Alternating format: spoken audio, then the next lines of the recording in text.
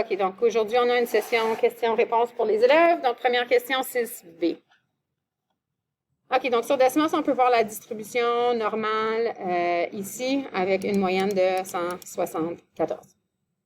Donc, ce qu'on est en train de chercher pour savoir quel pourcentage est en dessous de 200, c'est l'air sous la courbe ici.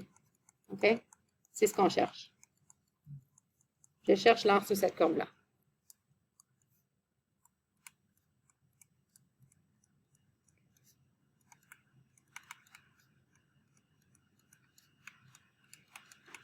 OK? L'air sous cette courbe-là, ça va me donner le pourcentage des données à l'étude. Donc, dans ce cas-ci, c'était le pointage le pourcentage des matchs qui est en dessous de cette valeur ici. Ça, c'est à 200, là.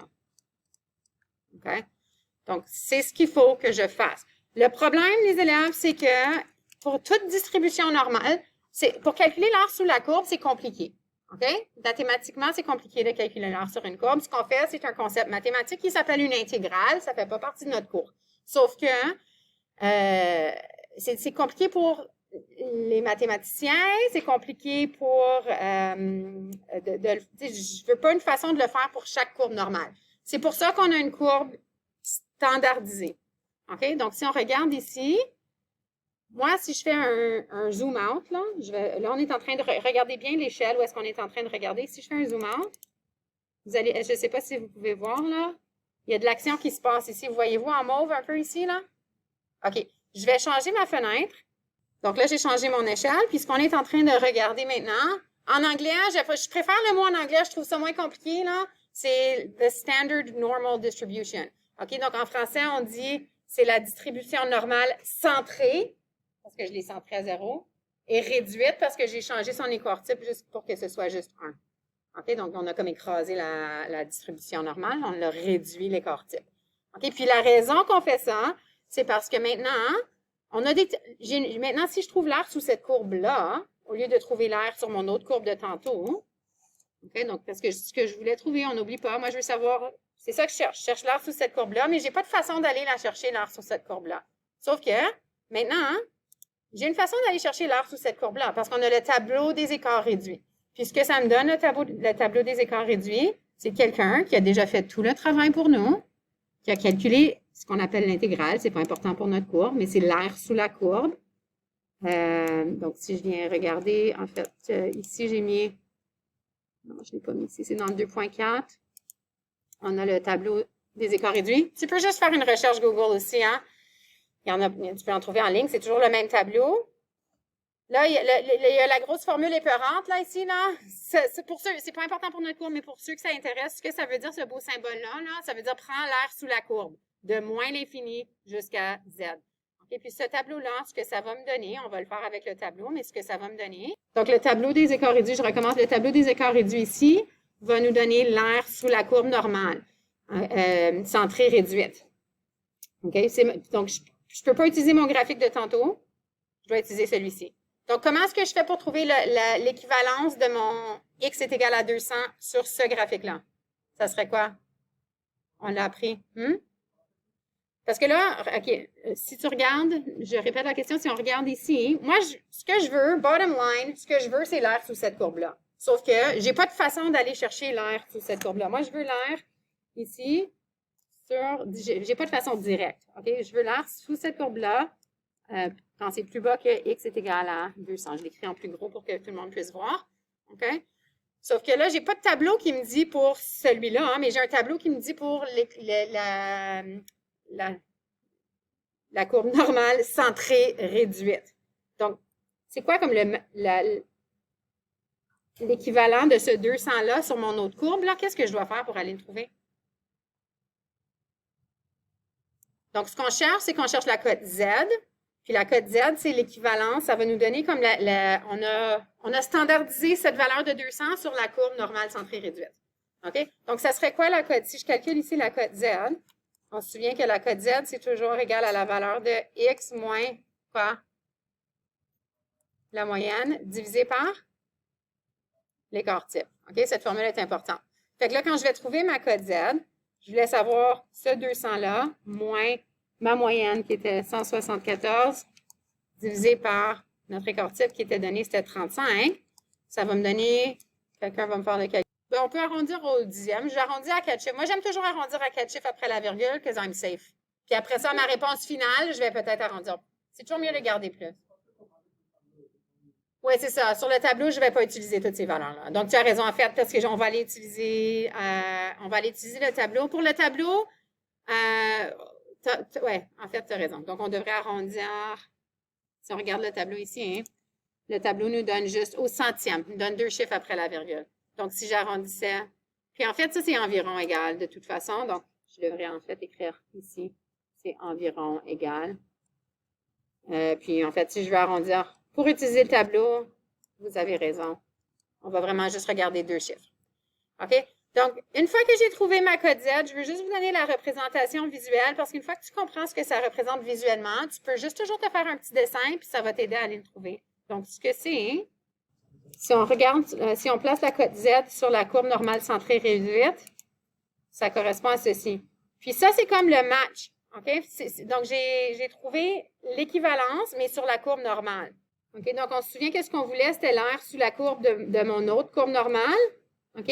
Mais c'est la même chose. OK? Ça, c'est ce qui est cool. OK? C'est que l'air, puisque l'air sous la courbe normale est toujours 1, moi, j'ai trouvé maintenant ici, on est rendu quand x était égal à 0,74. Ça, c'était ma cote Z. OK? Mais la cote Z, ce que c'est vraiment ce que c'est je me situe à combien d'écart type de ma moyenne. Mais quand je le représente sur la courbe normale centrée réduite, OK, c'est long à dire en français, en anglais, the standardized normal distribution. Ça, c'est quand j'ai ma moyenne de 0 et mon écart type de 1. Ça ressemble à ça. Et puis là, ce qui est le fun, c'est que, hey, guess what? L'air sous cette courbe-là, c'est exactement la même chose que l'air sous cette courbe-là. Là, ça ne se ressemble pas parce que c'est pas sur la même échelle. OK? Mais si on regarde sur la même échelle, vous allez voir que c'est logique. OK? Donc, c'est la même R. Puis, ce qui est le fun maintenant que j'ai trouvé ma cote Z et que j'ai ceci, on a 2 outils qui nous permettent d'aller trouver l'air sous cette courbe. OK? Donc, c'est ce que je cherche. Donc, long story short, là, si je cherche le pourcentage de données en dessous d'une valeur, en dessous ou égal, en fait, à une valeur, je vais aller chercher cette information-là une de 2 façons. La première façon, on a nos outils ici, là, dans les liens utiles. C'est le tableau des écarts réduits. Ça, c'est la première façon. La deuxième façon, on a un outil Desmos. OK? Moi, je préfère l'outil Desmos parce que c'est visuel et ça m'aide à comprendre qu'est-ce que je suis en train de trouver. OK, donc maintenant, l'outil Desmos, comme vous voyez, ça, c'est le tableau normalisé. Moyenne de 0 et écart type de 1. OK? Donc, cet outil ici, parce que les programmeurs de Desmos, ils ne vont pas aller créer un graphique pour toutes les distributions possibles dans le monde, c'est impossible. Donc, on en a seulement un. Donc, là, c'est ta job à toi d'aller trouver la cote Z en premier pour pouvoir savoir. Donc, moi, ce que je cherche, c'est l'air sous la courbe jusqu'à 0,74. OK? Donc, ce que je vais taper ici. Donc, ici, ce que j'utilise, c'est, je vais aller voir jusqu'à 0,74. Puis, c'est l'air que j'avais dessiné tantôt. Et puis, on peut voir ici que l'air sous cette courbe-là, c'est 0,77.